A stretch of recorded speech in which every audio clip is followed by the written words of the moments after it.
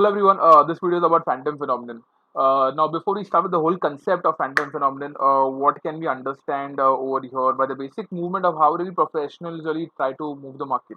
Okay, so as a professional trader who has a lot of knowledge and a lot of money, I would very well be in love with the closing price of a stock. Why? Because see, example, if I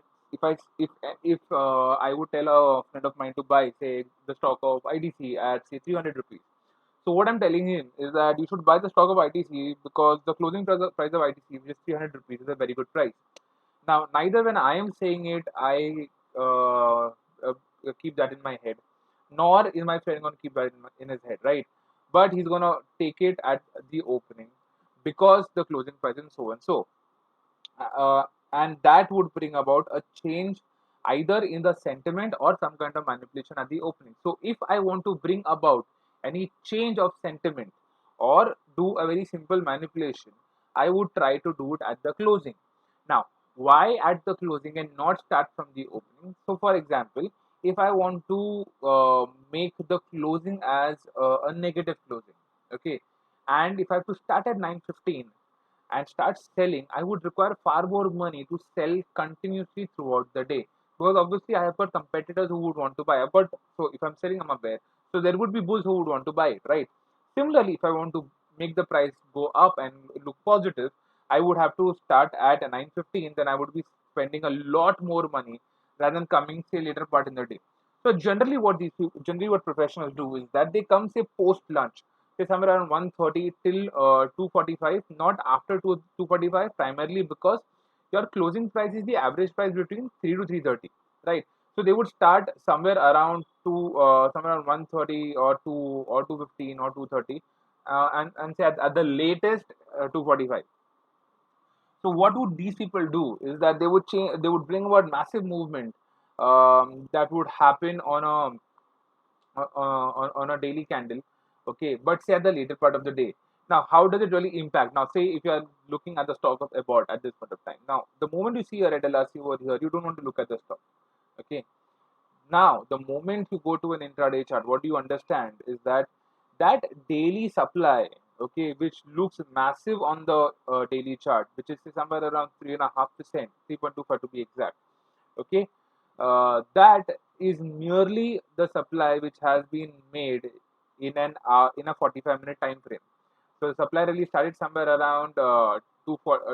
So 230 to 330 is an hour long supply that came. So this is as good as an hour long candle, right?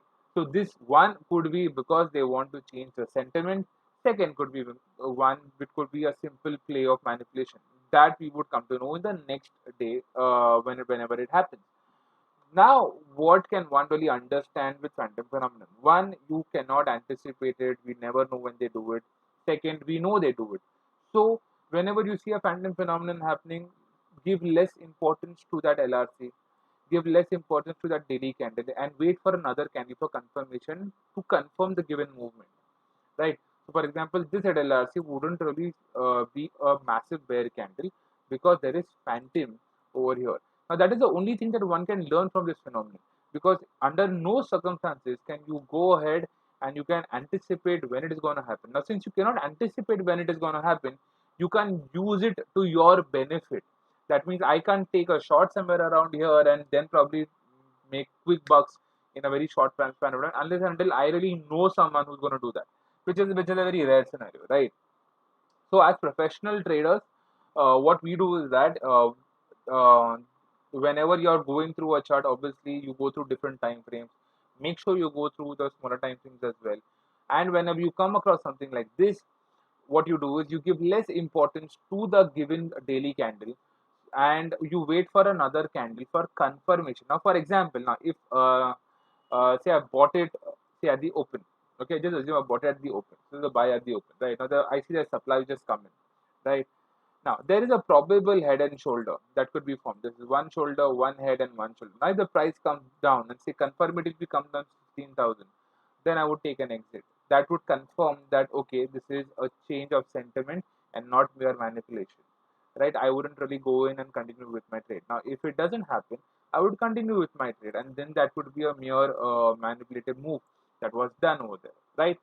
So I hope the concept of phantom phenomenon is not really that difficult to understand. The only thing is that these things happen. This is one of the ways that market really acts very random in front of you. Okay, but this is still one of those ways which can be understood, which has a reasoning to it. Market will obviously be random on a lot of instances where it will make absolute no sense, but it keeps on happening, right? So I hope the concept of phantom phenomenon is clear. Please keep in mind it's a professional movement which is done by people who have knowledge and money. Second, it is because the professionals are completely in love with the closing price, as it has a positive and negative impact on the opening of the next day.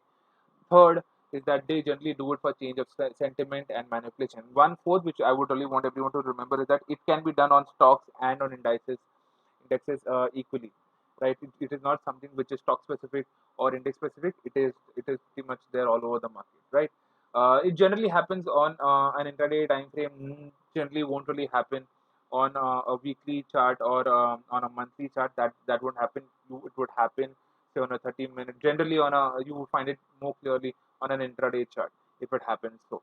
I hope now the concept of phantom phenomenon is clear. If your doubts are still there, kindly talk to me about it. Thank you so much for watching this video. Have a nice day.